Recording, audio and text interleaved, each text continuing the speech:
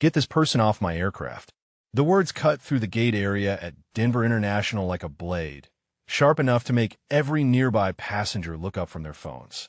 Bradley Harrington III stood in his tailored overcoat, pointing at an elderly black man seated quietly near the window, and his voice carried the absolute certainty of someone who had never been told no. The flight attendant, a woman named Maria, whose name tag caught the fluorescent light, stepped between Harrington and the man he was pointing at. "Sir, I need you to lower your voice." Harrington did not lower his voice. He raised it. "Do you see him? Do you see what he is wearing? This is a commercial aircraft, not a homeless shelter. I paid $4,000 for my first-class seat, and I refuse to share cabin air with someone who clearly wandered in off the street." The elderly man did not react. He sat with his hands folded in his lap, watching the exchange with eyes that held no anger, no surprise, only a kind of weary patience that suggested he had heard words like these before. His coat was threadbare at the elbows, held together at one seam with careful stitching that spoke of someone who maintained what little he had. His beard was silver gray, neatly trimmed, and his posture was straight despite his age. 71 years had weathered his face, carved deep lines around his eyes, but those eyes themselves were clear and sharp, tracking the confrontation with an awareness that seemed to take in everything at once. His name was Ezekiel Okonkwo, though no one in that gate area knew it. To them, he was simply what Harrington had named him: a problem, an intrusion, something that did not belong. Maria held her ground. "Sir, every passenger on this flight has a valid ticket. If you have concerns, you can speak with the gate agent, but I will not remove anyone who has paid for their seat." Harrington turned to the gate agent, a young man who was already reaching for his phone to call a supervisor. "This is unacceptable. I want to speak to corporate. I want to speak to whoever is responsible for allowing this to happen." The elderly man rose slowly from his seat. His movements were precise, economical, carrying none of the stiffness that might be expected from someone his age. He picked up his bag, a military-style rucksack worn soft by years of use, and approached the counter. "If you want," Ezekiel said, his voice soft and hoarse, "I can wait for the next flight. I do not want to cause trouble, sir." The word "sir" came out automatically, the habit of decades, offered to a man who had shown him nothing but contempt. Maria turned to him, and something in her expression shifted. "Absolutely not. You have a ticket. Seat 34F. You have every right to be on this flight." The gate agent had pulled up the reservation. "She's right, sir. The ticket was purchased legitimately 3 days ago. There is no issue here." Harrington's face reddened. "Purchased by whom? Him? With what money?" Ezekiel did not answer. The ticket had been purchased by a shelter chaplain in Albuquerque, a man named Father Diego who had spent 6 months trying to convince Ezekiel to accept help. This was the compromise. Not a shelter bed, not a program, just a plane ticket to see the Rocky Mountains one more time before winter set in. Father Diego had called it a Christmas gift, though Ezekiel suspected it was something more. A thread thrown into the darkness, hoping he would grab hold. He had almost refused. He had refused everything else for 6 years. But something about the way Father Diego had said it, "You deserve to see something beautiful," had broken through the wall Ezekiel had built around himself. Now he stood in a gate area being told he did not belong on the flight that kindness had purchased. The supervisor arrived, assessed the situation in seconds, and spoke with the practiced calm of someone who had handled difficult passengers before. "Mr. Harrington, the passenger has a valid ticket. If you would prefer to rebook on a later flight, we can accommodate that. Otherwise, I need to ask you to proceed to boarding." Harrington stared at the supervisor, then at Ezekiel, then at the other passengers who were watching with expressions ranging from discomfort to quiet support. He straightened his coat. "This is not over," he said, and turned toward the jetway. Maria touched Ezekiel's arm gently. "Do not let him get to you. Some people just need someone to look down on." Ezekiel nodded. "Thank you, ma'am." He hesitated, then added, "I appreciate your kindness." She smiled, but something flickered in her eyes. A question she did not ask. There was something about this man, something in the way he stood, the way his eyes swept the environment, the way he moved with a controlled grace that did not match his appearance. She could not name it, but she felt it. He walked down the jetway behind the other passengers, his rucksack over one shoulder, his steps steady on the ribbed flooring. As he passed through the aircraft door, he paused for just a moment, his hand brushing the frame the way a pilot might touch an aircraft before flight. Unconscious, automatic, a habit from another life. Now, wherever you are watching this story from today, whether that is a city where you pass people on the street without a second glance, or a small town where everyone knows everyone, take a moment to drop a comment below telling us where you are joining us from. Because stories like this one remind us that quiet heroes can be anywhere. On a park bench, in a shelter line, seated in 34F on a flight you are about to board. And if stories about courage, sacrifice, and second chances speak to you, consider subscribing to this channel. Your support helps us share more incredible true stories that honor the forgotten heroes among us. Ezekiel found his seat by the window, stowed his rucksack beneath the seat in front of him, and settled in. Through the small, oval window, he watched the ground crew moving with choreographed precision, loading bags, connecting fuel lines, signaling to the cockpit. His eyes tracked their movements automatically, assessing efficiency, noting the slight hesitation of one worker who seemed new to the job. 50 years since he had worn a flight suit. 12 years since he had touched the controls of any aircraft. 6 years since he had touched another human being with anything resembling love. But a pilot never stops being a pilot. The sky lives in the blood. In exactly 47 minutes, the man that Bradley Harrington had tried to remove from this aircraft would be the only person aboard capable of saving 164 lives, including Bradley Harrington's. But for now, Ezekiel Okonkwo simply watched the wing flex in the cold Denver wind and whispered words that no one else could hear. Still here, brother. Flying commercial now. Long way from phantoms. He touched the lieutenant bar in his pocket, the one Jerome had tossed him 53 years ago, and waited for the engines to start. The engines hummed to life, and Ezekiel closed his eyes as the vibration moved through the airframe and into his bones. He knew that sound away a musician knows a chord, could tell from the pitch and rhythm that both engines were healthy, that the aircraft was ready to fly. The knowledge lived in him still, dormant but not dead, waiting. The cabin filled around him. A young mother wrestling a toddler into the middle seat. A businessman already tapping at his laptop before they had even pushed back. An elderly couple holding hands across the armrest, their wedding rings worn thin by decades. Ordinary people on an ordinary flight, none of them knowing that the man by the window had once commanded the skies they were about to enter. Ezekiel watched them settle and remembered a different time. A different sky. Detroit, 1971. 18 years old, tall and angry and desperate to escape a father who drank and a neighborhood that swallowed young black men whole. The recruiting office had been cold, the sergeant behind the desk skeptical, but Ezekiel had passed every test they put in front of him, scored higher than anyone the sergeant had seen in years. And when they asked what he wanted to do in the Air Force, he had said the only word that mattered: fly. They had laughed at first. A black kid from Detroit wanting to be a pilot in 1971. But Ezekiel had not laughed.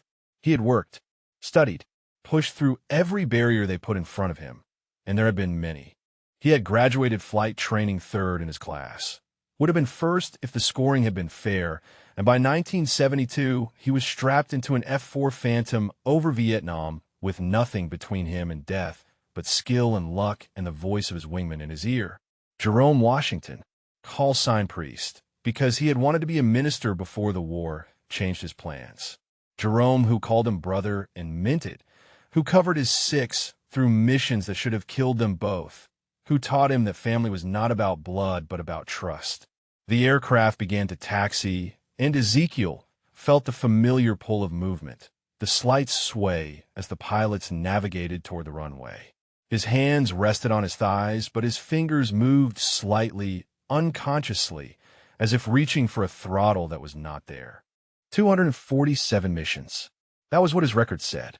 What it did not say was the fear before each one, the cold sweat, the prayers whispered in a cockpit that smelled of jet fuel and adrenaline.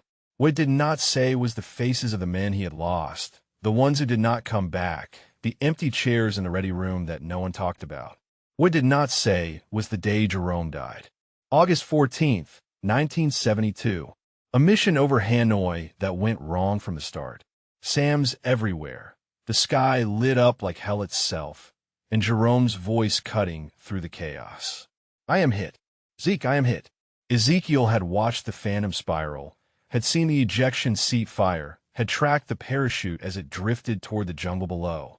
He had circled for 40 minutes, calling for rescue, burning fuel he did not have, watching the parachute disappear in a green that swallowed everything. They never found Jerome's body. The jungle kept him.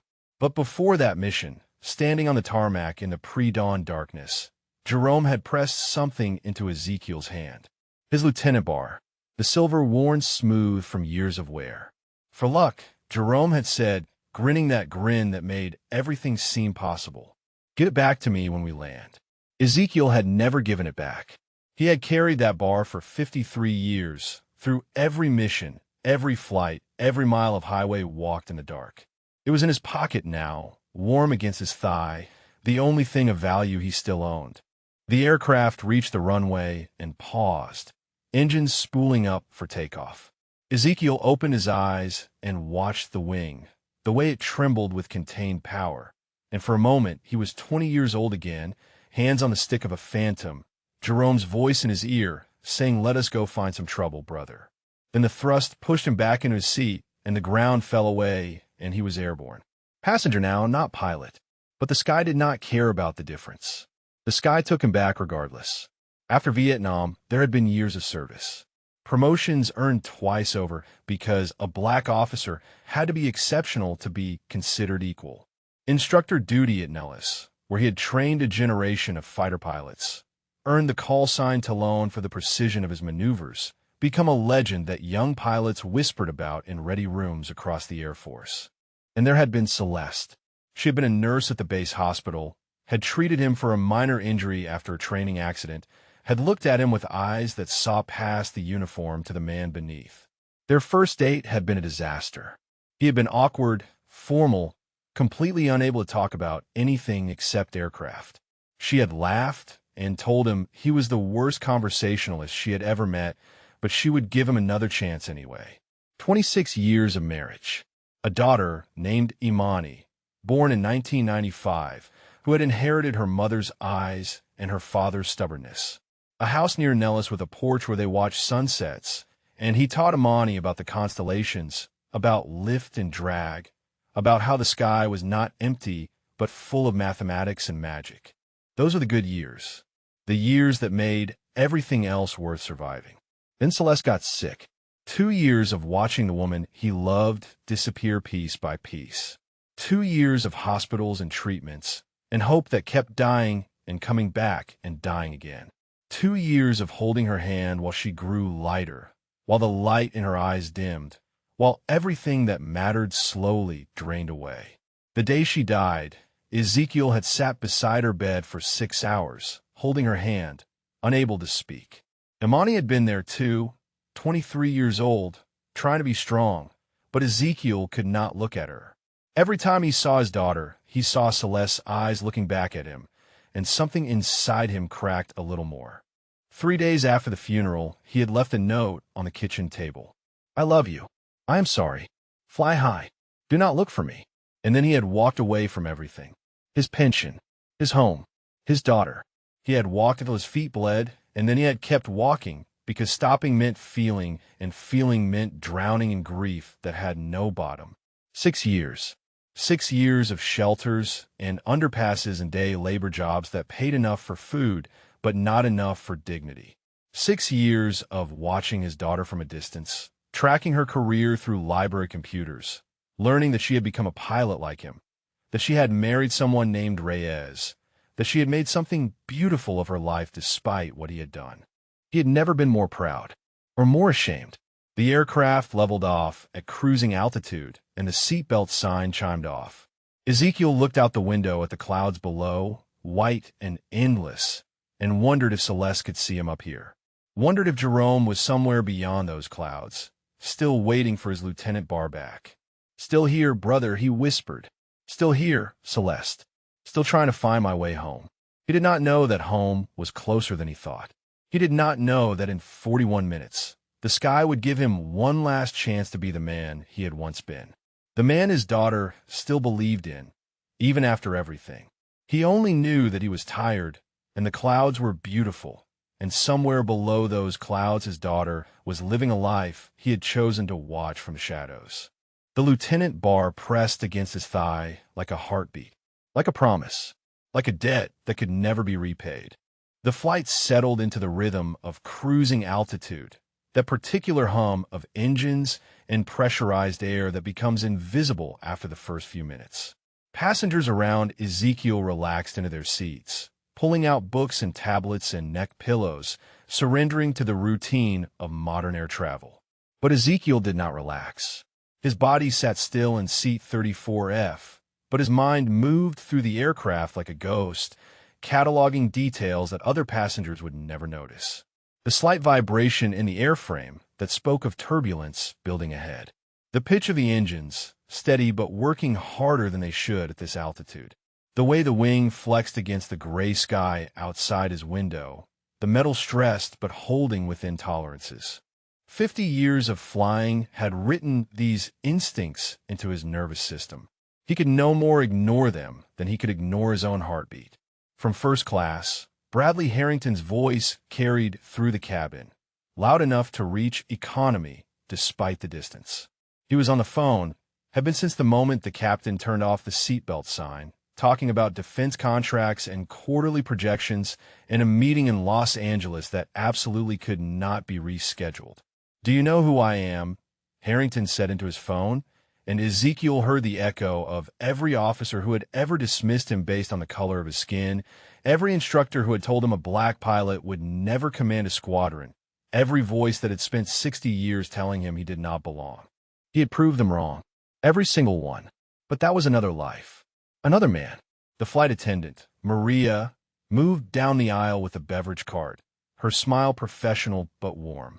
When she reached Ezekiel's row, she paused and looked at him with something that might have been curiosity. "Ginger ale, sir?" "Yes, please, ma'am." "Thank you." She handed him a full can instead of the usual plastic cup with ice. Most passengers got the cup. He got the can. A small kindness that cost her nothing, but meant everything to a man who had grown accustomed to being invisible. "You know," Maria said quietly, leaning slightly closer, "I've been doing this job for 15 years. You learn to read people. And there is something about you I cannot quite figure out."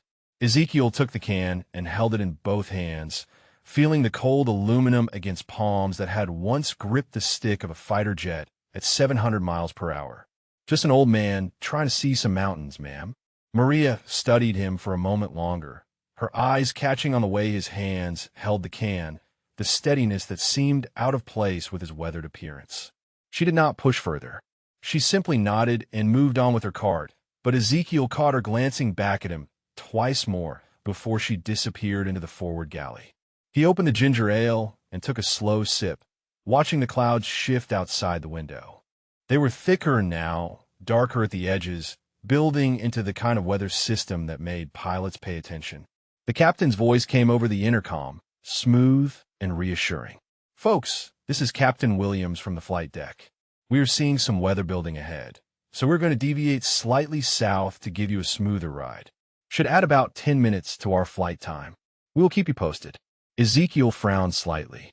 The deviation made sense, but the altitude troubled him. They were maintaining 30,000 feet, and the weather ahead looked like it topped higher than that. In his day, he would have requested a climb to 35,000, gotten above the worst of it. But he was not in command. He was a passenger. His opinions counted for nothing. He turned from a window and let his gaze drift through the cabin. The young mother had gotten her toddler to sleep, the child's head resting against her shoulder. The elderly couple was sharing a crossword puzzle, murmuring clues to each other. A teenager 3 rows up was watching a movie on a tablet, headphones blocking out the world. 164 souls on board, according to the safety card he had glanced at during boarding. 164 people with lives and families and destinations, all of them trusting that the pilots up front would deliver them safely to the ground. Ezekiel had carried that trust once, had felt the weight of it every time he climbed into a cockpit. It was a sacred thing, that trust. It never got lighter. His thoughts drifted to Imani. She would be flying today, too, probably. Tankers operated constantly, refueling the fighters and bombers that kept the sky safe. He had tracked her assignments when he could, learning that she had been stationed at bases across the country, that she had risen to major faster than he had made the same rank, that she had become everything he had hoped she would be. Sometimes, in the worst moments, he wondered if she had become that precisely because he left. If his absence had been the fire that forged her into steel. It was a comforting lie he told himself on the coldest nights, but he knew it was a lie. She had succeeded despite him, not because of him, and she deserved a father who had stayed. The aircraft shuddered slightly, a pocket of turbulence that made the overhead bins rattle, and a few passengers grabbed their armrests. Ezekiel did not flinch. He had flown through turbulence that would make this feel like a gentle breeze. But he noticed that the shudder lasted a beat longer than it should have, that the aircraft took an extra moment to stabilize. Something was not quite right. He could not have named it if asked. There was no alarm, no obvious indication, nothing that would show up on instruments. But 50 years of flying had taught him to trust the feeling in his gut, that sixth sense pilots developed after enough hours in the sky. The aircraft was working too hard, fighting something it should not have to fight. He looked out the window again. The clouds were closer now, darker, and he could see the faint flicker of lightning in the distance. The weather was worse than the captain had indicated. Much worse. In first class, Harrington had finally ended his phone call. Ezekiel could hear him complaining to a flight attendant about the quality of the wine, his voice carrying that particular tone of entitlement that assumed everyone existed to serve his needs. Ezekiel closed his eyes and let the sound wash over him. He had known men like Harrington in the military, officers who had never seen combat, whose confidence came from family money rather than earned skill. They were the ones who folded when things got hard, the ones who discovered, in the moment of crisis, that their certainty was hollow. He wondered what Bradley Harrington would do if the sky stopped cooperating. The aircraft shuddered again, harder this time, and the seatbelt sign chimed back on with a soft tone that seemed too gentle for what Ezekiel felt building in the air around them. The captain's voice returned, still calm, but with an edge that only another pilot would recognize. "Folks, we're going to need everyone to return to their seats and fasten their seatbelts. Flight attendants, please secure the cabin." Ezekiel set his ginger ale in the seat pocket and tightened his belt. The sky ahead was darkening, and somewhere in his chest, the old instincts were waking up. Something was coming. He could feel it in his bones. He touched the lieutenant bar in his pocket and whispered words that no one else could hear. "Stay with me, brother. I think we might need you."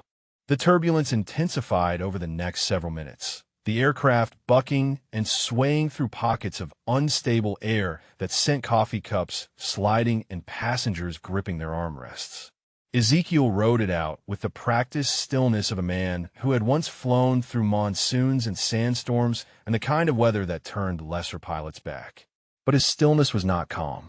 It was attention. Every fiber of his being was tuned to the aircraft now, reading its movements the way a doctor reads a pulse, sensing the subtle wrongness that civilian passengers could not perceive. The right engine was laboring. He could hear it in the pitch, a slight fluctuation that came and went like a heartbeat skipping. The pilots would be watching their instruments, would see the numbers, but numbers did not always tell the whole story. Sometimes you had to feel the aircraft to know what it was trying to tell you. Around him, the cabin had grown quiet. The easy chatter of cruising altitude had given way to the tense silence of passengers who sensed that something was different about this turbulence, something that went beyond the usual bumps. The young mother held her sleeping toddler tighter. The elderly couple had stopped their crossword and were holding hands, their knuckles white. From first class, Harrington's voice cut through the silence, demanding to know why the flight attendants were not serving drinks. His complaints seemed almost obscene against the backdrop of the darkening sky outside the windows, the kind of willful ignorance that only money could buy. Maria moved through the cabin, checking seatbelts and offering reassurance with a professional smile that did not quite reach her eyes. When she passed Ezekiel's row, their gazes met for a moment, and he saw something in her expression that confirmed what he already knew. She was scared. The crew was scared. Ezekiel gave her a small nod, the kind of acknowledgement that passed between people who understood that words were inadequate. She returned it and moved on, her steps steady despite the pitching of the floor beneath her feet. The aircraft dropped suddenly, a stomach-lurching descent of what felt like 100 feet in seconds. Passengers gasped and screamed. Overhead bins rattled. The seatbelt sign chimed again, insistent and urgent, as if the aircraft itself was trying to warn them. Then the intercom crackled, and the captain's voice returned, and this time there was no hiding the tension beneath the professional calm. "Folks, we are encountering some significant weather. We are working with air traffic control to find smoother air. Please remain seated with your seatbelts fastened." Ezekiel translated the words automatically. Significant weather meant they were in trouble. Working with air traffic control meant they were looking for options. The careful neutrality of the announcement was designed to prevent panic, but to a pilot's ear, it screamed warning. He looked out the window and saw what the captain was not saying. The clouds had swallowed them whole. Visibility was zero, nothing but gray pressing against the glass, and somewhere in that gray was lightning, flickering like the nervous system of an angry god. The aircraft was not just flying through weather. It was fighting it. His mind went to the cockpit without permission, imagining what the pilots were seeing. Radar painted red with storm cells. Wind shear warnings. Engine parameters fluctuating as they pushed through air that did not want them there. Two pilots, probably young by his standards, facing conditions that tested everything they had learned. He had been in cockpits like that, had felt the controls shudder in his hands, had watched instruments go haywire while the sky tried to kill him. He knew what it took to fly through moments like this. Skill, training, and something else, something that could not be taught. The ability to stay calm when calm was impossible. The aircraft lurched again, and Ezekiel heard a sound that made his blood go cold. A bang from somewhere forward, metallic and sharp, followed by a change in the engine noise that spoke of damage. The right engine was not laboring anymore. It was failing. Passengers screamed. The aircraft began to roll, tilting to the right in a way that suggested the pilots were fighting for control. Oxygen masks dropped from the ceiling, yellow plastic cups dangling on thin tubes, and the cabin dissolved into chaos. Ezekiel did not reach for his mask. Not yet. He was listening, feeling, reading the aircraft's death throes with the part of his brain that had never stopped being a pilot. The roll was wrong. Not just engine failure. Something else. Something in the cockpit. The intercom crackled again, but this time there was no captain's voice. Only static. Only silence. And in that silence, Ezekiel understood. The pilots were incapacitated. Either the damage had reached the cockpit or something had happened that took them out of the fight. The aircraft was flying itself now, autopilot struggling against forces it was not designed to handle, and in a few minutes that struggle would end the only way it could. 164 souls. The number burned in his mind like a brand. 164 people who were going to die unless someone did something. 164 lives that were slipping away with every second that passed. Ezekiel looked at the chaos around him. Screaming passengers. Flight attendants trying to maintain order while their own fear showed in their eyes. Harrington somewhere in first class, probably demanding to know why this was happening to him. And then he looked at his own hands. Old hands. Weathered hands. Hands that had not touched flight controls in 12 years. But hands that remembered. 50 years of muscle memory. 247 combat missions. Thousands of hours in cockpits where the margin between life and death was measured in seconds and inches. He had walked away from that life. Had told himself he was done, that he was too old, too broken, too lost to matter anymore. But the sky did not care about what he had told himself. The sky only cared about what he could do. Ezekiel unbuckled his seatbelt. The young mother in the middle seat looked at him with wild eyes. "What are you doing?" He did not answer. He was already moving, pushing into the aisle, walking against the tilt of the floor toward the front of the aircraft. His legs were steady despite the chaos. His breathing was controlled. The fear was there. He could feel it coiled in his stomach, but it was an old companion. He knew how to carry it. Maria appeared in front of him, blocking the aisle, her face pale. "Sir, you need to return to your seat." Ezekiel met her eyes and spoke with a voice that had commanded squadrons, that had talked young pilots through their first combat, that had never wavered even when everything was falling apart. "I'm a pilot," he said. "I need to see the cockpit. Now." Maria stared at him, her mind clearly struggling to reconcile the words with the man standing before her. The threadbare coat, the worn face, the appearance of someone who had nothing, who was nothing, and yet his eyes held something that made her step back without meaning to. "A pilot," she repeated. "Air Force. Retired."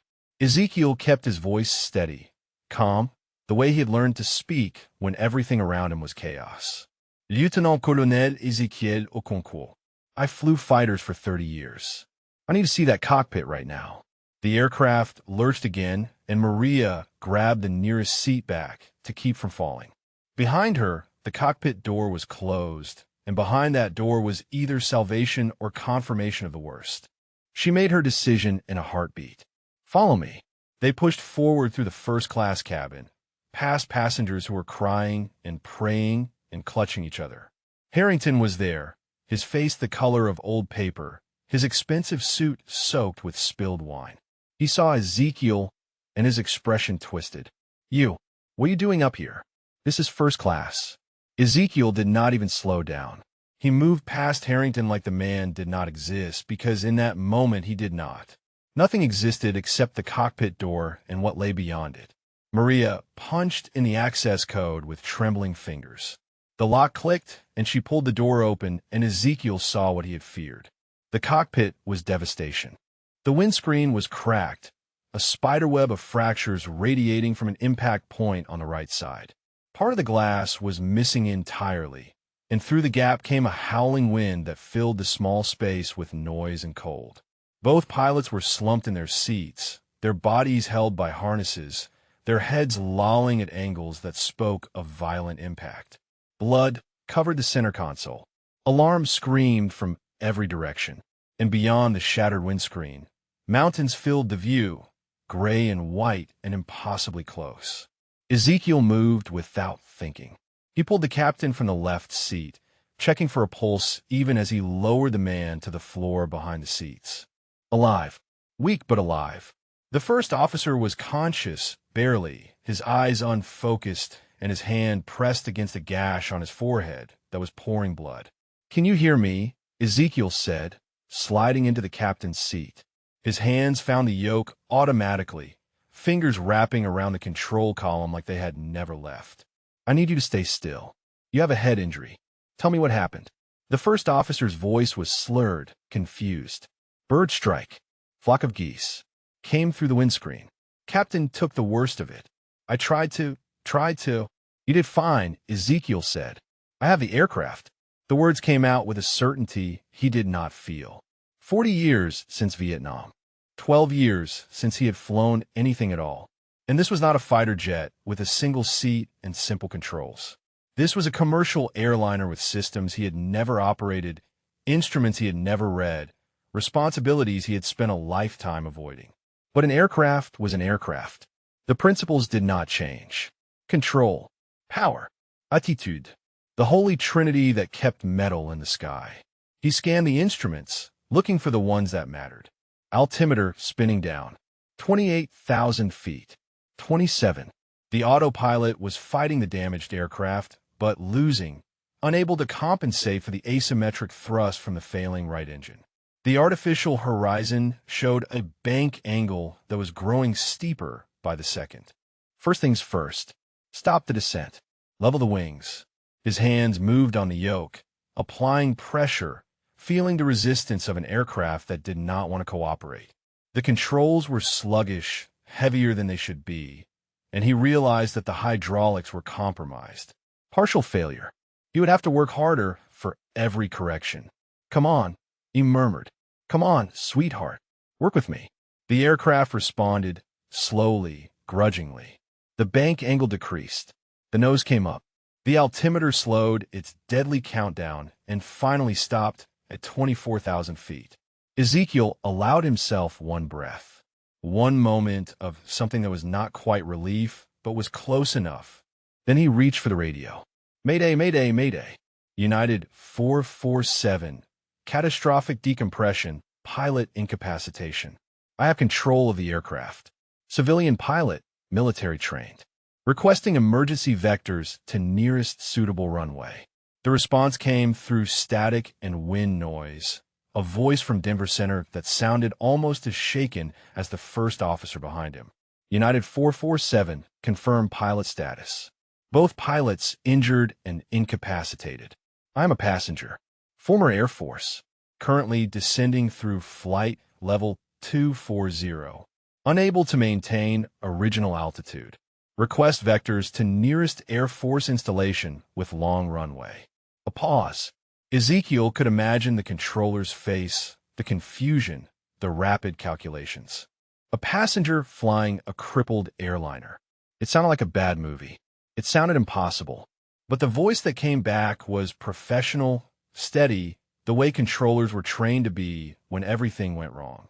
"United 447, Buckley Air Force Base bears 165 at 47 miles.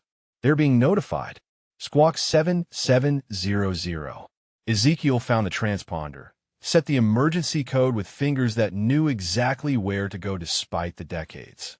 The numbers appeared on the display. 7700. The universal signal for an aircraft in distress. "Copy Buckley," he said. Squawking 7700. "Be advised, I have partial hydraulics, one engine running rough, and limited visibility through a compromised windscreen. Requesting priority handling and crash services on standby." "Understood, United 447. You have priority. Turn right heading 165 and begin descent to 15,000. Buckley is preparing for your arrival." Ezekiel banked the aircraft gently, feeling every degree of turn through the damaged controls, and set course for the base that would either save them or receive their wreckage. Behind him, Maria stood in the cockpit doorway, her face a mask of terror and hope. "Is this really happening?" she whispered. Ezekiel did not look back.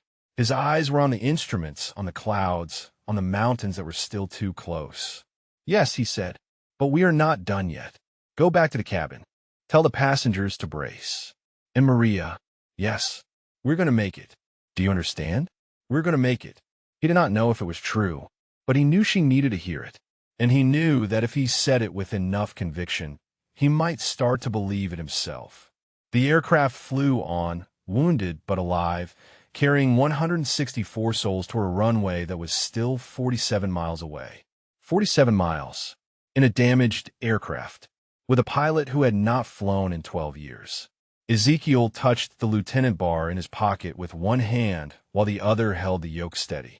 "Stay with me, Jerome," he whispered. "One more mission. Just one more."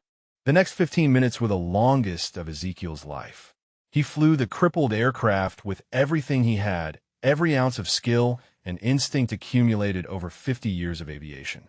The controls fought him constantly, the damaged hydraulics making every correction a battle. The right engine coughed and surged, its power fluctuating in ways that kept him adjusting the throttles to maintain balanced flight. The wind through the shattered windscreen numbed his face and hands, but he could not afford to feel it. Behind him, the first officer had regained enough consciousness to help monitor instruments, calling out altitude and airspeed readings in a voice that grew steadier as the minutes passed. His name was Kevin. Ezekiel had learned. 10 years with the airline, a wife and 2 kids in Phoenix. He was bleeding and concussed and terrified, but he was still doing his job. That was what mattered. In a crisis, you did your job. You kept doing it until you could not anymore. United 447, Denver Center said through the static, Be advised NORAD is scrambling intercept aircraft to your position. They will provide escort to Buckley. Ezekiel acknowledged the call and felt something shift in his chest. Intercept aircraft meant fighters. It meant the military was taking this seriously, treating the crippled airliner as a potential threat or a vessel in need of protection. Either way, help was coming. Minutes later, two shapes materialized out of the clouds on his left wing. F-35 Lightning IIs, their angular forms unmistakable even through the damaged windscreen. They flew in perfect formation, close enough for Ezekiel to see the pilots in their cockpits, far enough to give the airliner room to maneuver. United 447, this is Viper Flight. We have you in sight. The voice on the military frequency was young, confident, professional. We are observing significant damage to your nose section and right engine cowling. There appears to be debris embedded in the leading edge of your right wing. How are you doing in there? Ezekiel almost smiled. The question was both professional assessment and human concern, the kind of thing fighter pilots asked each other when things went bad. Viper Flight, United 447. We are managing. Both airline pilots are down. I have a conscious first officer helping with instruments. Aircraft is controllable but heavy on the controls. Who am I speaking with? Lieutenant Troy Kimura, Viper 1. My wingman is Lieutenant Sarah Chun, Viper 2. We're going to stay with you all the way in. Whatever you need. Appreciate that, Lieutenant. Ezekiel paused, then added, I am Ezekiel Okonkwo, former Air Force. Call sign was Talon. A moment of silence on the frequency. Ezekiel could imagine the young pilot processing the information, probably assuming it was just an old man's nostalgia, a claim that meant nothing in the present emergency. Copy that, Kimura said. Talon, we will get you home. But something in the pilot's voice had changed. A note of uncertainty. A question forming that he did not ask. The aircraft ascended through 18,000 feet, the clouds beginning to thin. Ezekiel could see the ground now, the brown and white patchwork of Colorado winter, the distant sprawl of Denver to the north. Buckley was ahead, invisible but waiting, its runway a lifeline stretched across the frozen earth. Viper 1, Ezekiel said, I'm going to need your eyes when we get lower. My forward visibility is compromised. Can you observe my gear deployment and give me a visual on my approach? Affirmative, Talon. We will be your eyes. There was again the call sign. Kimura had used it naturally, the way pilots did when they accepted someone into the fraternity of the sky. It was a small thing, but it meant something. It meant the young lieutenant was starting to believe. United 447, Denver Center cut in. Contact Buckley Tower on 118.3. They're expecting you. Good luck. Ezekiel switched frequencies and heard a new voice, older, steadier, with the particular calm of a military tower controller who had seen emergencies before. United 447, Buckley Tower. Runway 28 left is cleared and waiting. Winds are 120 at 8, gusting 12. Emergency services are standing by. How do you want to set up your approach? Ezekiel considered the question. A standard approach would be longer, more gradual, easier on the damaged aircraft. But longer meant more time in the air, more chances for something else to fail. He had 47 miles of fuel when this started. He had less now, much less, and the right engine was getting worse. Buckley Tower, requesting straight and approach to 28 left. I want to get this aircraft on the ground as quickly as possible. Understood, United 447. Straight and approved. Call 3-mile final. The mountains were behind them now, the terrain flattening into the plains east of Denver. Ezekiel began configuring the aircraft for landing, working through the checklist from memory, adapting procedures designed for two healthy pilots to his own damage situation. Gear, he said aloud, reaching for the lever. Kevin, confirm gear indication when I drop them. The lever moved, and he felt the shudder of the landing gear deploying, the drag increasing as the wheels locked into position. 3 green lights appeared on the panel, but lights could lie. Sensors could fail. Viper 1, Ezekiel called, requesting visual confirmation of gear deployment. A pause, then Kimura's voice, careful and precise. Talon, I'm observing 3 gear down. Nose gear looks good. Main gear on the left looks good. Main gear on the right appears down and locked, but there is some debris hanging from the wheel well. Cannot determine if it will interfere with touchdown. Ezekiel absorbed the information. Debris in the wheel well could mean anything. It could mean nothing. It could mean the gear would collapse on landing. There was no way to know until the wheels touched concrete. Copy, Viper 1. We will deal with it on the ground. He reduced power, let the nose drop slightly, and began the final descent toward Buckley Air Force Base. The runway appeared in the distance, a gray line against the brown earth, impossibly narrow from this altitude, but growing with every second. 1,500 feet. 1,800. The ground rushed up to meet them, faster than Ezekiel remembered, or maybe time was just playing tricks on him. His hands were steady on the yoke, but his heart was pounding, the old fear mixing with the old discipline, the two forces that had kept him alive through 247 combat missions. 500 feet. 300. The runway filled the windscreen. He could see the fire trucks waiting, the crash vehicles, the ambulances, all of them ready for the worst. But Ezekiel was not planning on giving them the worst. 100 feet. 50.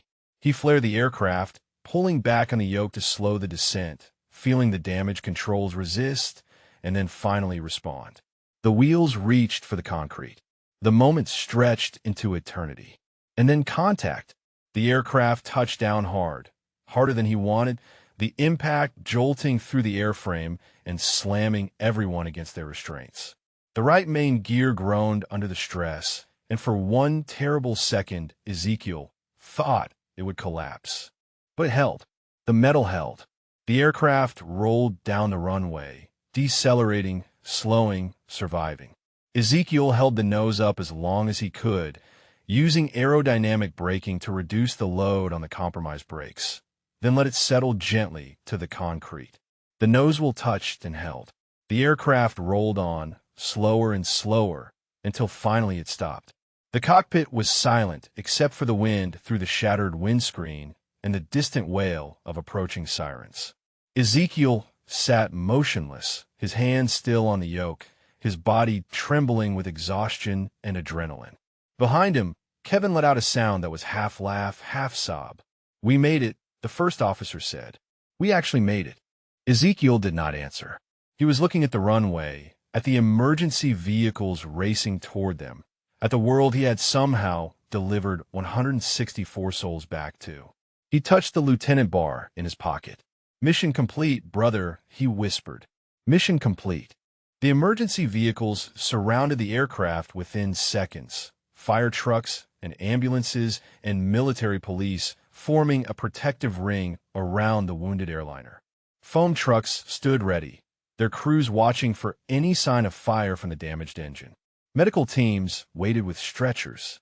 The full machinery of crisis response was in motion. Inside the cockpit, Ezekiel remained in the captain's seat, his hands still resting on the yoke even though the aircraft was stopped. His fingers would not release their grip. 50 years of training had taught them to hold on, and they did not know yet that the holding was over. Kevin, the first officer, had already unbuckled and was kneeling beside Captain Williams on the floor, checking vitals, applying pressure to wounds. The captain was breathing, his pulse steady. He would make it. They both would. "Sir." Maria's voice came from the cockpit doorway.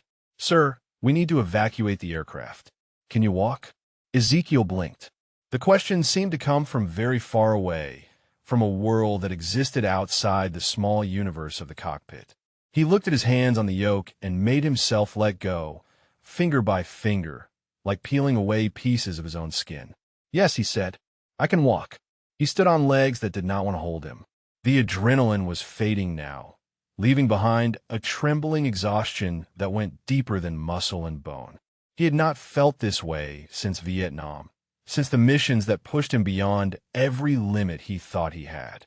Maria took his arm, steadying him, and together they moved through the first-class cabin toward the main door. Passengers were already evacuating through the rear exits, sliding down the emergency chutes with the help of flight attendants. But the forward door was open too, stairs being positioned by the ground crew. It was through this door that Ezekiel would leave the aircraft. He paused at the threshold, looking out at the chaos of the tarmac. Fire trucks, ambulances, military personnel in uniform. And beyond them, the two F-35s that had escorted him in, now taxiing toward the flight line, their mission complete. The cold air hit him like a physical blow, carrying with it the smell of jet fuel and rubber and something else.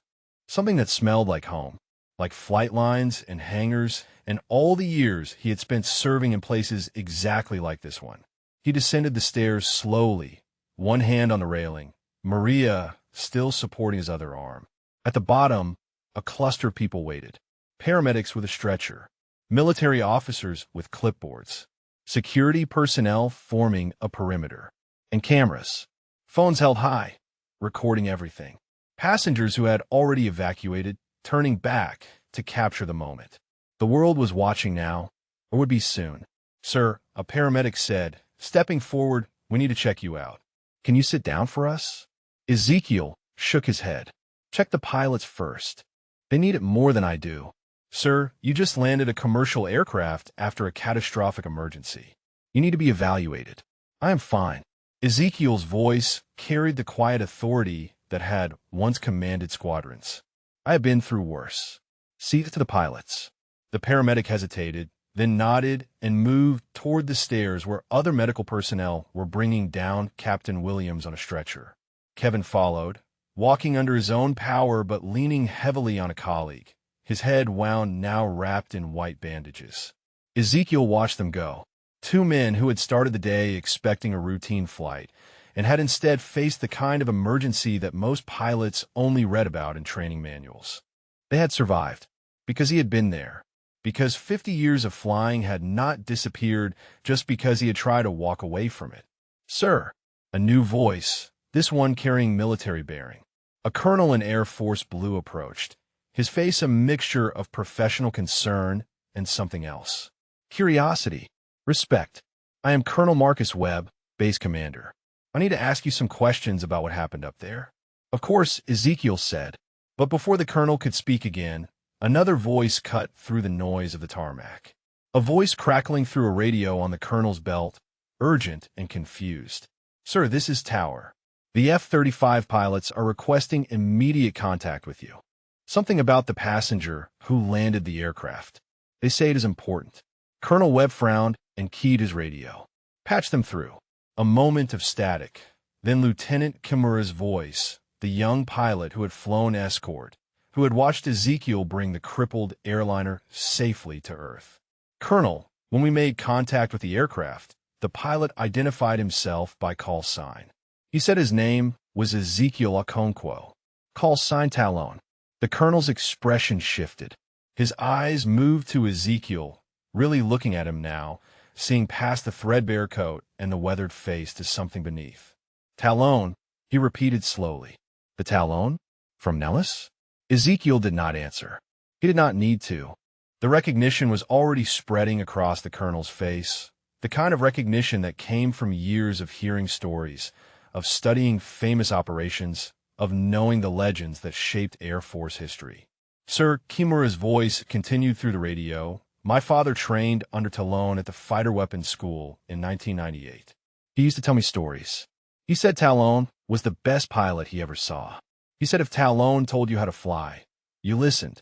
The colonel stared at Ezekiel for a long moment.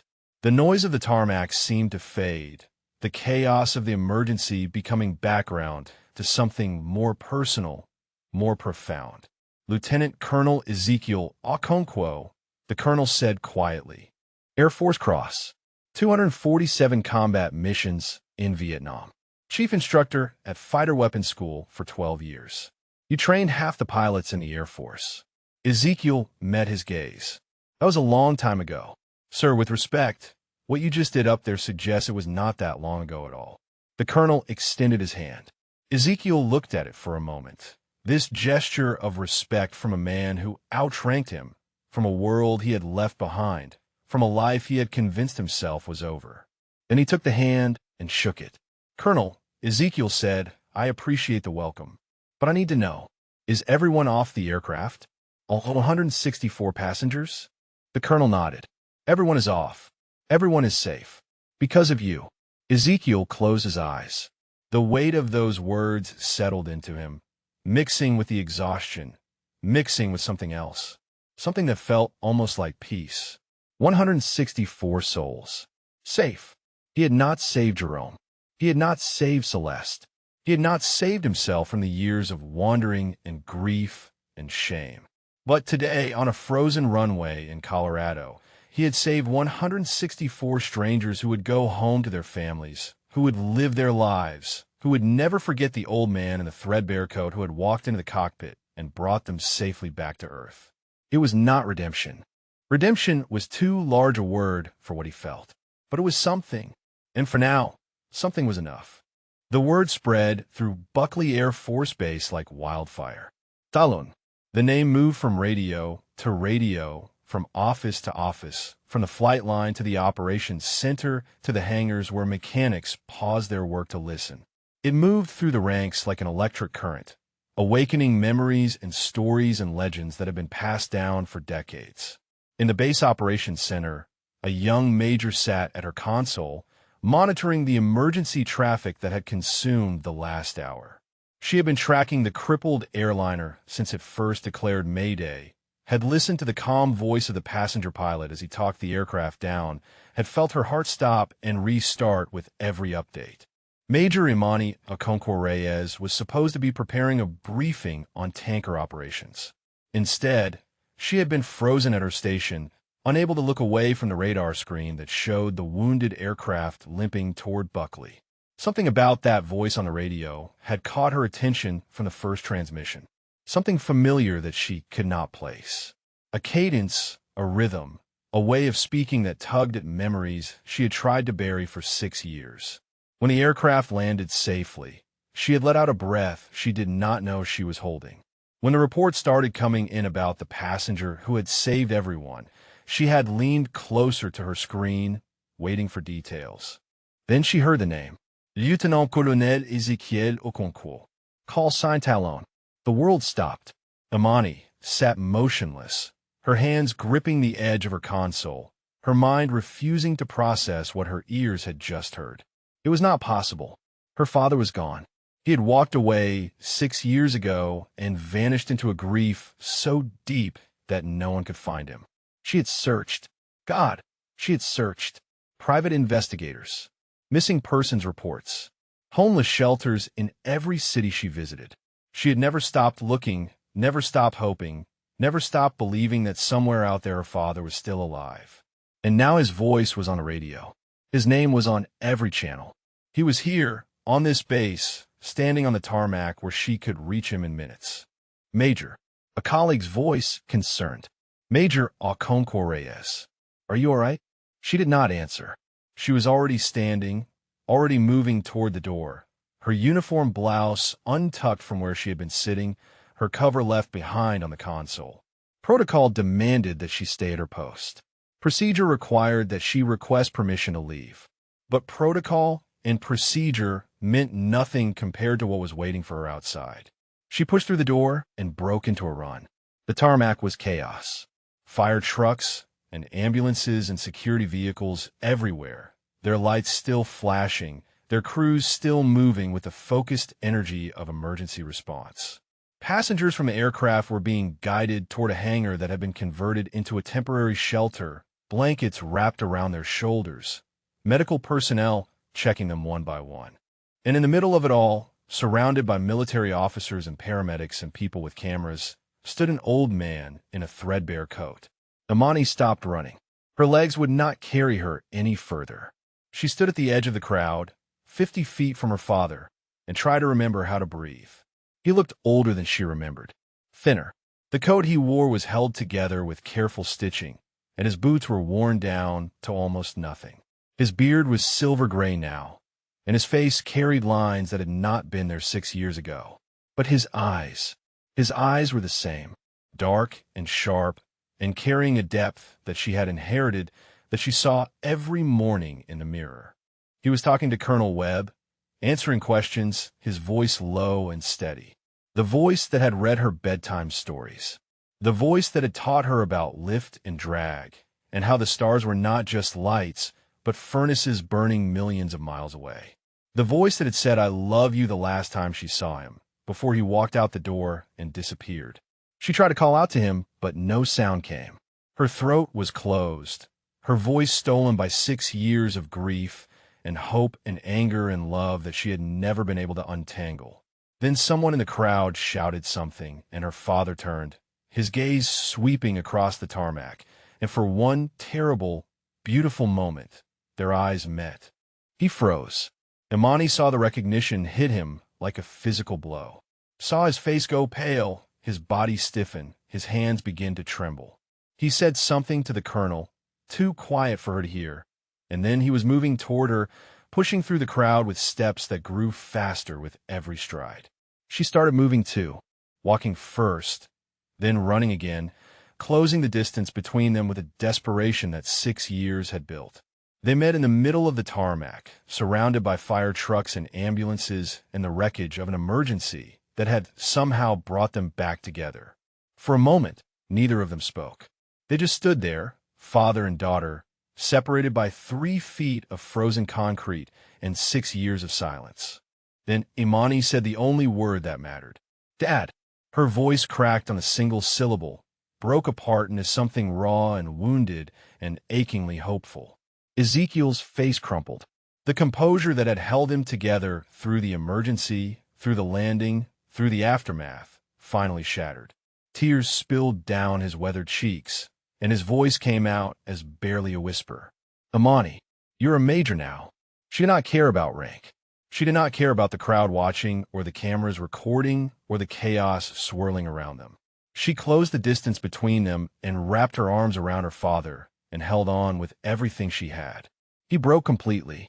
The man who had flown 247 combat missions, who had landed a crippled airliner with 164 souls aboard, who had survived 6 years of homelessness and grief and self-imposed exile, broke completely in his daughter's arms. His sobs shook his entire body. His hands gripped the back of her uniform like she might disappear if he let go.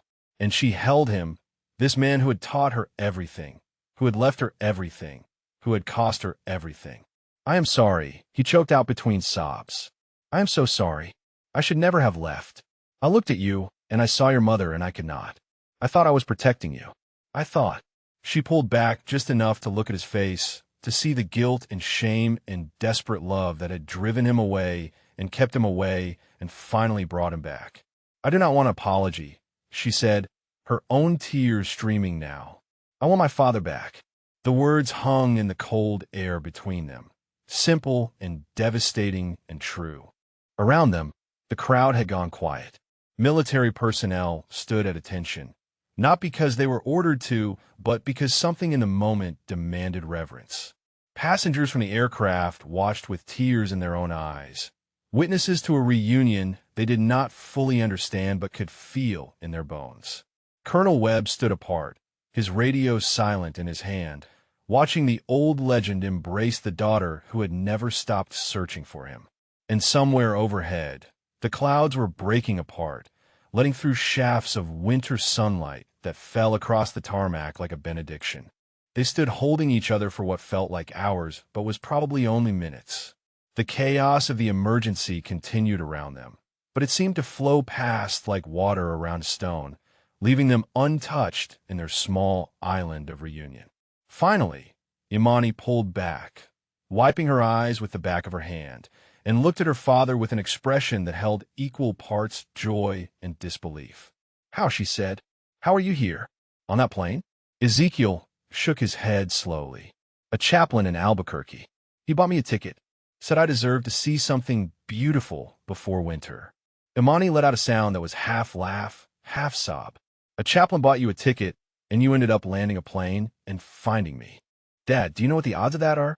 "I stopped believing in odds a long time ago," Ezekiel said quietly. "Started believing in something else." "What?" He did not answer, but his hand moved to his pocket, touching the outline of the lieutenant bar that had traveled with him through 53 years of flying and fighting and wandering. A voice interrupted them.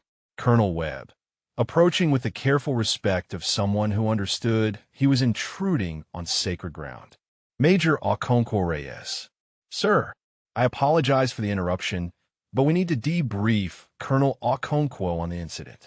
And the media is going to want a statement. The story is already spreading. Imani's expression hardened, the professional officer reasserting herself over the grieving daughter.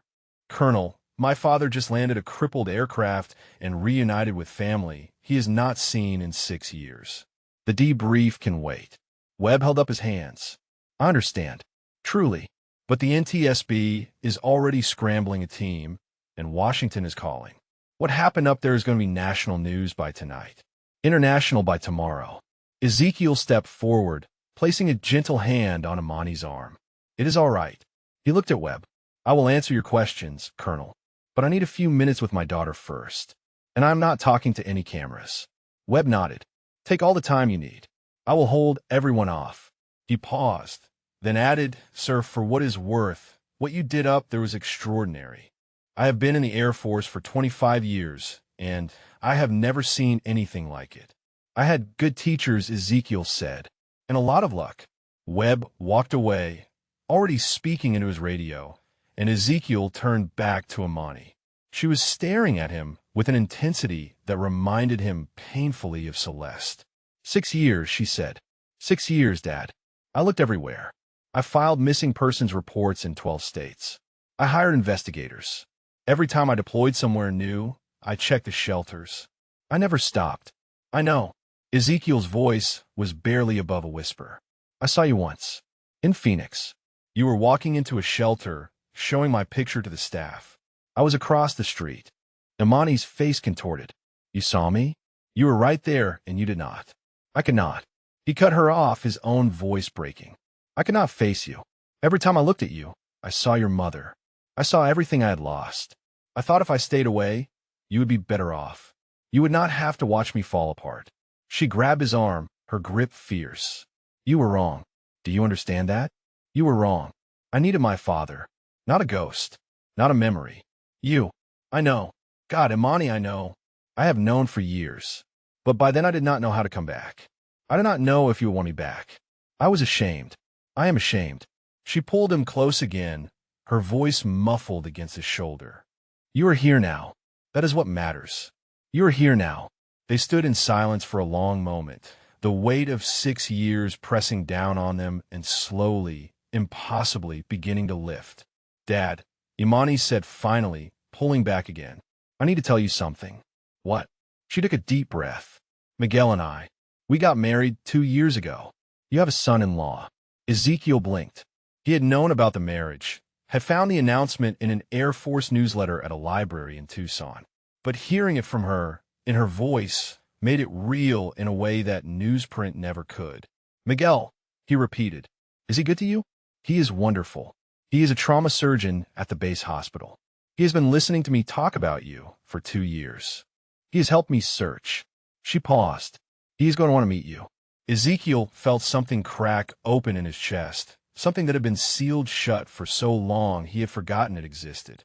A son-in-law, a family that had grown even in his absence, a life that had continued without him, but had never stopped leaving a space where he should have been.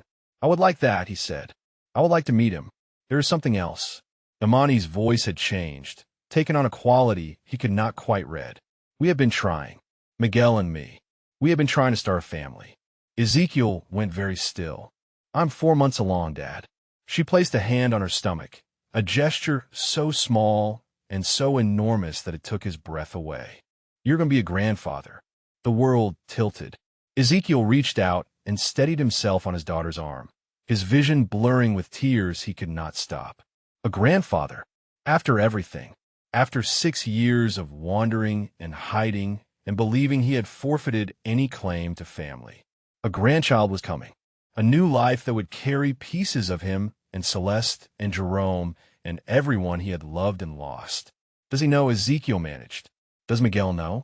Of course he knows. Imani smiled through her own tears. We found out a month ago. I've been praying every day that somehow, some way, I would find you before the baby came. I wanted you there. I wanted our child to know their grandfather. Ezekiel looked at his daughter, at the strength and grace she had inherited from her mother, at the stubbornness she had inherited from him. He looked at her hand resting on her stomach, protecting a life that did not exist yet but would soon. A life that would grow up in a world where he was present, where he was there, where he did not run away. "I will be there," he said, his voice steady for the first time since the landing. "I promise. I will be there." Imani took his hand and held it against her stomach, against the life growing inside her, against the future that had somehow, impossibly, opened up before them. "Come on, Dad," she said. "Let's get you inside. You need food and rest, and probably a hospital checkup. And then we are going home." Home! The word echoed in Ezekiel's mind like a bell ringing after years of silence. He had forgotten what it sounded like. But standing there with his daughter, with his grandchild waiting to be born, with the wreckage of a plane he had saved behind him, and a future he had never expected ahead, he thought he might be ready to remember. The debrief took place in a conference room at base operations with Colonel Webb and 2 NTSB investigators who had arrived by helicopter within the hour. Imani sat beside her father, refusing to leave his side, her hand resting on his arm as if she feared he might disappear again if she let go. Ezekiel told them everything. The bird strike, the incapacitated pilots, the damaged controls and failing engine, the decisions he had made, second by second, to keep the aircraft in the air long enough to reach Buckley. He spoke with the clinical precision of a pilot giving an after-action report, his voice steady even when describing moments that would have broken lesser men. The investigators took notes, asked clarifying questions, exchanged glances that grew more incredulous with each detail. When Ezekiel finished, the senior investigator, a gray-haired woman named Morrison, set down her pen and looked at him with an expression that bordered on awe. "Colonel Okonkwo," she said, "I have been investigating aviation incidents for 30 years. What you did up there should not have been possible. The combination of failures that aircraft experienced, the damage, the weather conditions. By every metric we use, that plane should have gone down. It almost did," Ezekiel said quietly. "Several times. But it did not, because you were on board." She shook her head. "When we pull the flight data recorder, I expect we will find that your control inputs were textbook perfect. Better than textbook. You compensated for failures that you could not have known about in real time. I flew by feel." Ezekiel shrugged. "The instruments were not telling me everything. So I listened to the aircraft." Morrison exchanged another glance with her colleague. "That is not something we could teach, Colonel. That is something that comes from thousands of hours in the seat." She paused. "Your military record shows 247 combat missions, 12 years as chief instructor at fighter weapons school, and an Air Force Cross for extraordinary heroism. But nothing in that record prepared me for what I heard on those radio recordings." "What do you mean?" "Your voice," Morrison said. "From the first Mayday call to the final touchdown, your voice never changed. Not once. You sounded like you were ordering coffee, not saving 164 lives." Ezekiel was quiet for a moment. Then he said, "Panic does not help anyone. I learned that in Vietnam. You stay calm, you stay alive. You lose your head, people die." The room fell silent. Morrison closed her notebook and stood. "Colonel, we will have more questions as the investigation progresses, but for now, I think you have earned some rest." She extended her hand. "On behalf of the NTSB, and personally, thank you. What you did today was nothing short of miraculous." Ezekiel shook her hand. "Just did what needed doing, ma'am." After the investigators left, Colonel Webb remained. He had been quiet throughout the debrief, watching Ezekiel with an expression that suggested he was still processing what he had witnessed. "Sir," Webb said, "I need to inform you that this story has already gone national. The passengers have been talking to reporters. Cell phone video from inside the cabin is all over social media. Your name is trending." Ezekiel frowned. "I told you I did not want to talk to cameras. And you do not have to, but you should know what is being said."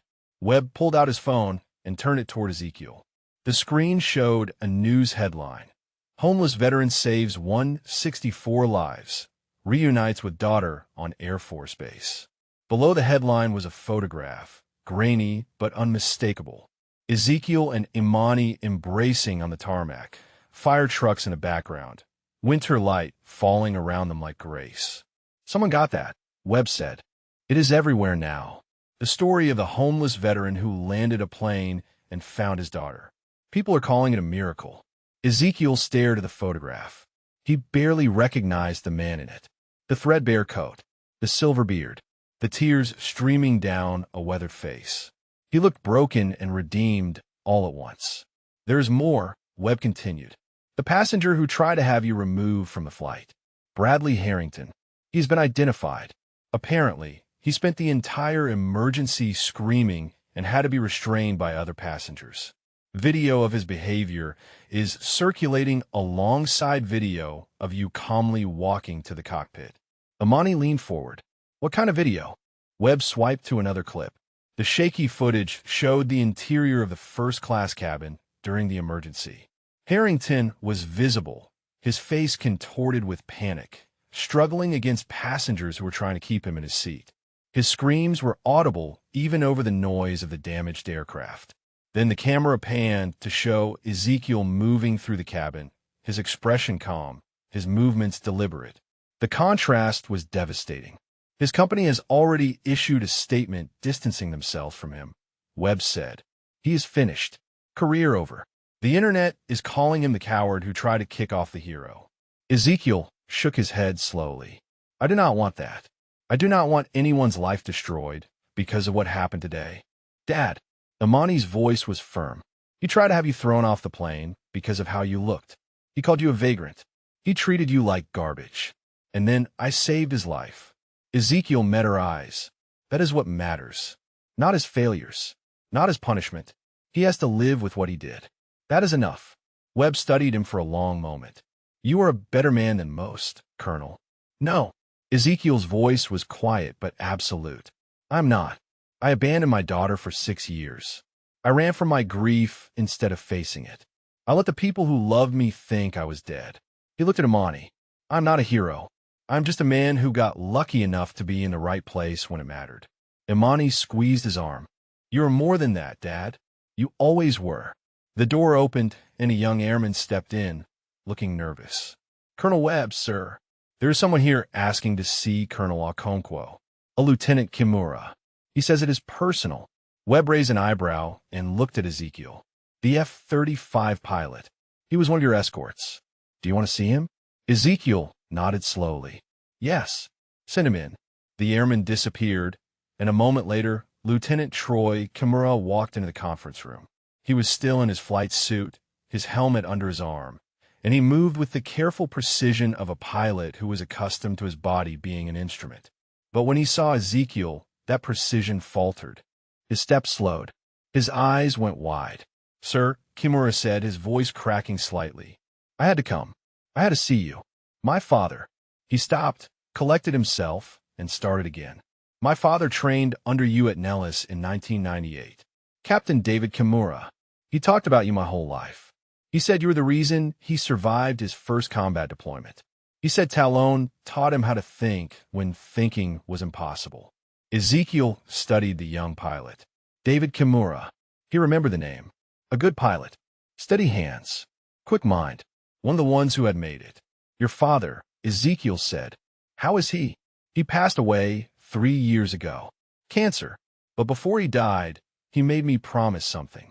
Kimura's voice trembled. He made me promise that if I ever met you, I would tell you thank you. From him. For everything you taught him. Ezekiel closed his eyes. Another name. Another ghost. Another life that had touched his and moved on. He opened his eyes and extended his hand. Your father was one of the best I ever trained. You should be proud of him. Kimura took the hand and held it. I am, sir. And he would have been proud of what you did today. He would have said it was exactly what he expected from Talon. The two pilots stood there, old and young, connected by a legacy that spanned decades and generations. And in that moment, Ezekiel understood that his life had not been wasted. The years of teaching, of training, of passing on everything he knew to the next generation. It had mattered. It still mattered. Jerome's voice echoed in his memory. We all leave something behind, brother. Make sure yours is worth leaving. Ezekiel looked at Kimura, at Imani, at the photograph on Webb's phone showing a broken man embracing his daughter.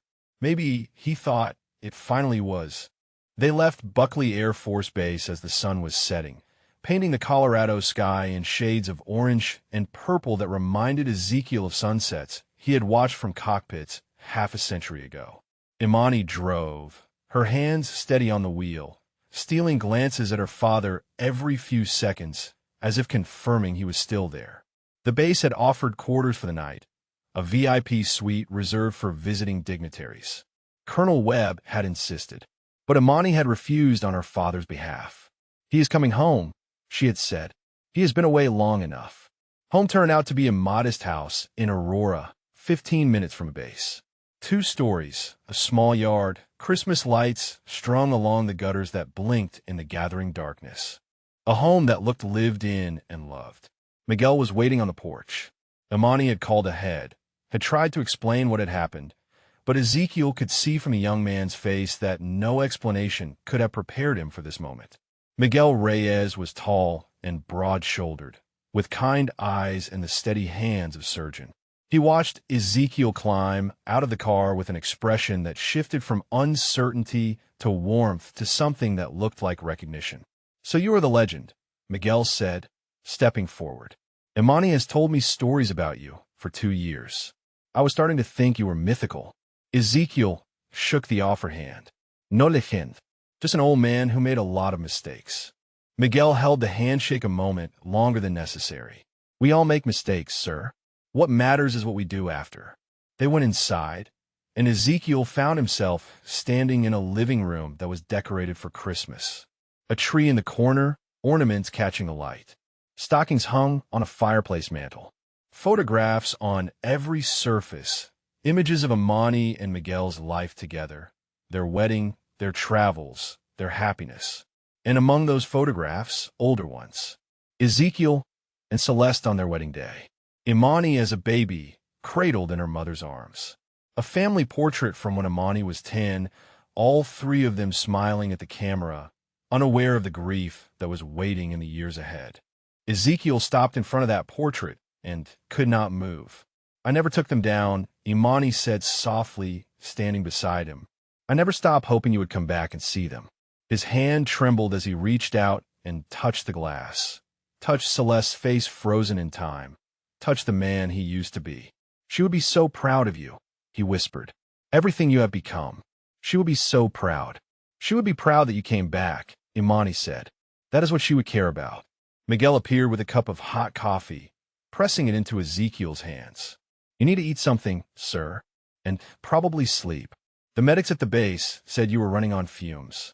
Ezekiel looked down at the coffee, at the warmth seeping into palms that had gripped the yolk for dear life just hours ago. He could not remember the last time someone had handed him a warm drink in a warm home with no expectation except care. "Thank you," he said, and the words came out rougher than he intended. They sat together in the living room, the 3 of them, and Ezekiel ate a meal that Miguel had prepared. Simple food, soup and bread and vegetables. But it tasted like the finest meal he had ever had because it was given with love by people who wanted him there. Between bites, he told them about the 6 years. Not all of it. Some things were too dark, too shameful, too raw. But enough. The shelters and the underpasses and the day labor jobs. The libraries where he tracked Imani's career. The nights when the cold went so deep he thought he might not wake up. The mornings when he almost walked into a VA office to ask for help, but could not make himself cross the threshold. "Why not?" Imani asked. "Why could you not ask for help?" "Because I did not believe I deserved it." Ezekiel set down his spoon. "I left you. I left everything your mother and I built together. I thought the only fair punishment was to disappear, to become nothing." Miguel leaned forward. "Sir, with respect, that is not punishment. That is just more pain for everyone. You are not sparing your daughter anything. You are just making sure she suffered alone instead of with you." The words hit Ezekiel like a blow. He looked at Miguel, at this young man who had married his daughter, who had helped her search, who was now speaking truth that no one had ever spoken to him before. "You are right," Ezekiel said finally. "I know that now. I think I knew it then too. But grief makes you stupid. Grief makes you believe lies that sound like truth. Imani reached across and took his hand. You are here now. That is what matters. We have time to figure out the rest. The evening passed slowly, the three of them talking and sitting in silence and simply being together. At one point, Miguel brought out a photo album, and Ezekiel saw the life he had missed. Imani's commissioning ceremony, her first assignment, her wedding day, beautiful and white, her eyes shining but carrying a shadow of sadness that he knew was his absence. I should have been there, he said, touching the wedding photograph. I should have walked you down the aisle. You can be there for the next one, Imani said. She took his hand and placed it on her stomach again. You can be there for all of it. The baby moved. Ezekiel felt it, a flutter against his palm, impossibly small and impossibly real. New life stirring in the daughter he had abandoned, reaching out to the grandfather who had almost missed everything. His breath caught. Tears spilled down his cheeks for what felt like the 100th time that day. Hello, little one, he whispered. I am your grandfather, and I'm not going anywhere. I promise. Later, after Miguel had gone to bed and the house had grown quiet, Imani and Ezekiel sat together on the back porch, looking up at the stars. The cold was bitter, but neither of them moved to go inside. Do you remember, Imani said, when I was 6, and you taught me the constellations? Ezekiel nodded. You wanted to know why the stars did not fall, and you told me they were too busy burning to fall, that they had jobs to do, keeping the sky bright for everyone below. I remember. Imani leaned her head against his shoulder. I looked at those same stars every night for 6 years, Dad. Every night, I wondered if you were looking at them too. If somehow the stars were connecting us, even when nothing else could. Ezekiel put his arm around his daughter, pulling her close. I was, he said, every night. I looked up and I thought about you and your mother and everything I threw away. And I asked those stars to keep you safe because I could not do it myself. They sat in silence, father and daughter, watching the ancient light travel across millions of miles to reach them. And for the first time in 6 years, Ezekiel did not feel alone under that vast and indifferent sky. He felt held. He felt home. The stars burned on above them, doing their jobs, keeping the sky bright for everyone below, including the lost ones who had finally found their way back. 3 months later, Ezekiel stood in a hospital room in Aurora, holding his grandson for the first time. The baby was small and perfect, with dark eyes that would someday carry the same sharpness as his grandfather's and tiny fingers that wrapped around Ezekiel's thumb with surprising strength. He weighed 7 pounds and 4 ounces, and his name was Jerome Miguel Alconco Reyes. Jerome, Imani had said when she told him, for the man who saved your life so many times you lost count. The man whose lieutenant bar you carried for 53 years. Ezekiel had not been able to speak. He had simply held the name in his heart, like a prayer finally answered. Now he stood by the window of the hospital room, cradling his grandson, while Imani rested and Miguel spoke quietly with the nurses. The March sun was warm through the glass, and outside the world was waking up from winter, green shoots pushing through the last of the snow. Hello, Jerome, Ezekiel whispered. I knew a man with your name once. The best man I ever knew. He saved my life more times than I can count, and I could not save his. I carried his memory for 53 years like a debt I could not repay. The baby stirred, eyes blinking open, focusing on nothing and everything. But now I understand something I did not before. Ezekiel's voice was soft, meant only for the child in his arms. Carrying his memory was never about debt. It was about love, and love is not something you repay. It is something you pass on. He looked at his grandson's face, at the new life that carried pieces of everyone who had come before. Celeste's gentleness, Jerome's courage, Imani's strength, and somewhere in there, perhaps a little bit of an old pilot who had finally found his way home. I'm going to teach you about the stars, Ezekiel said, just like I taught your mother. And when you are old enough, I'm going to tell you about the man you were named for, about what he did and who he was and why his name matters. And I'm going to tell you that the best way to honor the people we have lost is to live. Really live. Not hide. Not run. Live. The door opened, and Imani's voice came from the bed. Dad, are you giving my son a flight briefing already? Ezekiel turned, smiling. Just introducing myself. Imani held out her arms, and he crossed the room, placing Jerome gently against her chest. She looked down at her son, then up at her father, and her eyes shone with a joy that erased 6 years of grief in a single glance. "Thank you," she said, "for being here. There is nowhere else I would be." The months that followed were the fullest of Ezekiel's life. He moved into the guest room of Imani in Miguel's house, and slowly, carefully, he began to rebuild everything he had walked away from. He gained weight. He saw doctors who treated conditions that years on the street had created. He started therapy with a VA counselor who specialized in combat trauma, a woman named Dr. Patterson, who did not flinch at anything he told her and who helped him understand that surviving was not the same as betraying the dead. The Air Force made noise about honoring him. There were offers of ceremonies, medals, official recognition for what he had done on that December flight. Ezekiel declined most of them, but he accepted one invitation, a visit to Nellis Air Force Base, where a new class of fighter pilots was graduating from the weapons school he had once led. He stood before them in a borrowed uniform, the silver eagles of a lieutenant colonel on his shoulders for the first time in over a decade. The young pilots looked at him with awe and curiosity, some of them having studied his maneuvers and training, all of them having heard the story of the homeless veteran who landed a crippled airliner. "I'm not going to tell you how to fly," Ezekiel said to them. "Your instructors have done that.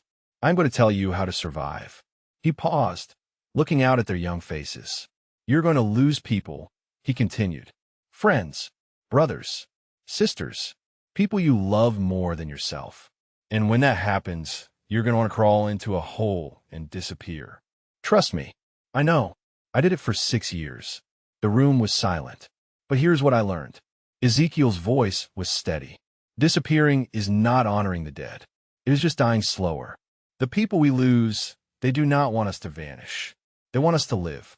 They want us to take everything they gave us and use it to make something good. That is how we honor them. Not by running, by staying, by showing up, by being there for the people who need us." He touched the lieutenant bar in his pocket, the one Jerome had given him 53 years ago, the one he still carried every day. "The best pilot I ever knew gave me this before his last mission. He told me it was for luck, but I think he knew something I did not. I think he knew that someday I would need a reminder to keep going, to keep flying, to keep living even when living felt impossible." He looked at the young pilots one more time. "So that is my advice. When you lose someone, and you will, do not disappear. Stay, fight, live. That is how you honor them. That is how you earn the wings on your chest." The applause that followed was long and loud, but Ezekiel barely heard it. He was thinking of Jerome, of Celeste, of all the years he had wasted and all the years he still had left.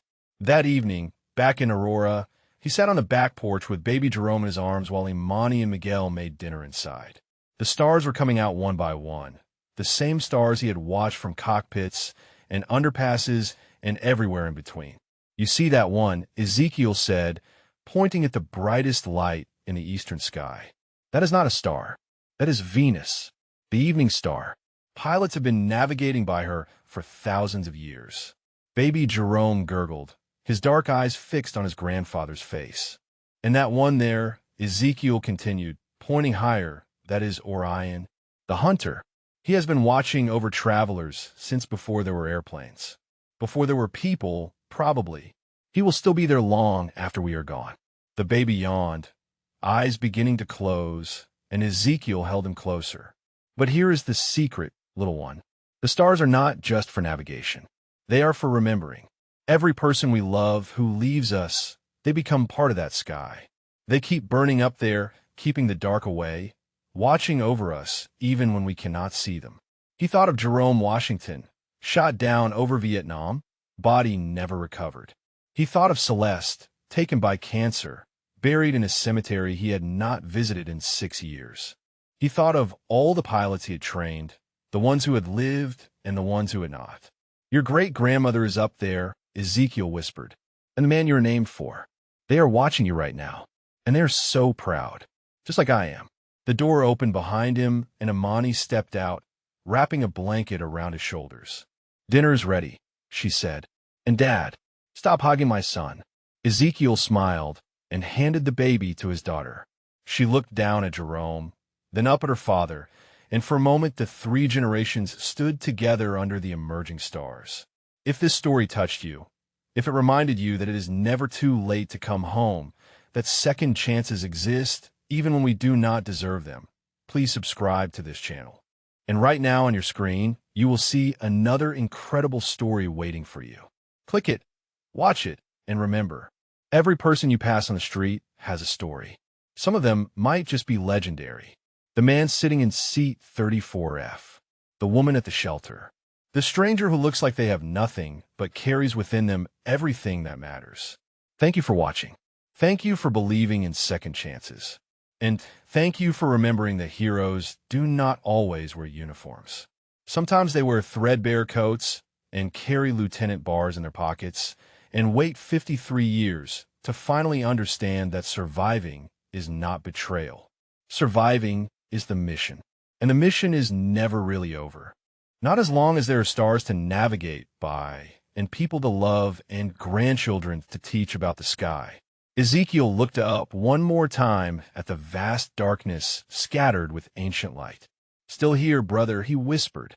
Still here, Celeste. And finally home.